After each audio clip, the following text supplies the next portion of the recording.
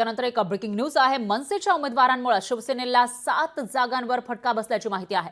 वरळी, माहीम, विक्रोळी, जोगेश्वरी पूर्व, दिंडोशीमध्ये मनसेमुळे शिंदेंच्या शिवसेनेला फटका बसल्याची माहिती आहे। कलिना, वर्सोवा, गुहागरमध्ये सुद्धा मनसेमुळे शिवसेनेला फटका बसल्याची माहिती समोर येते। मुंबईसह राज्यातील 7 जागांवर मनसेमुळे शिवसेनेला फटका बसल्याचं कळत आहे। तर मनसे हा पक्ष 125 जागांवर निवडणुकीच्या रिंगणामध्ये उतरलेला होता। एकही आमदार निवडून आलेला नाहीये, पण जिथे जिथे मनसेचे उमेदवार होते तिथे मात्र त्यापैकी 7 जागांवर शिवसेनेला याचा फटका बसल्याची माहिती समोर आलेली आहे। वरळी असेल, माहीम असेल, विक्रोळी, जोगेश्वरी पूर्व, दिंडोशीमध्ये मनसेमुळे फटका बसल्याची माहिती आहे। तर कलिना, वर्सोवा, गुहागरमध्ये सुद्धा मनसेमुळे शिवसेनेला फटका बसल्याचं कळत आहे आणि मुंबईसह राज्यातील 7 जागांवर मनसेमुळे शिवसेनेला फटका बसल्याची माहिती आहे। तर शिवसेनेचे काही विद्यमान आमदार जे 2019ला निवडून आले होते ते पराभूत झाल्याचं पाहायला मिळत आहे आणि अशामध्ये मनसे जो निवडणुकीच्या रिंगणामध्ये उतरलेला होता, एकला चलोरेचा नारा दिलेला होता आणि आपण सत्तेमध्ये पाठिंबा देणार अशी भूमिका सुद्धा राज ठाकरेंनी मांडलेली होती। भाजपला पाठिंबा देणार असं ते म्हणत होते,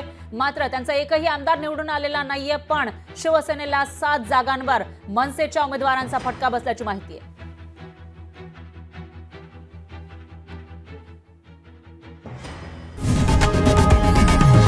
लोकशाही मराठी ऐका, पहा, जागरूक रहा।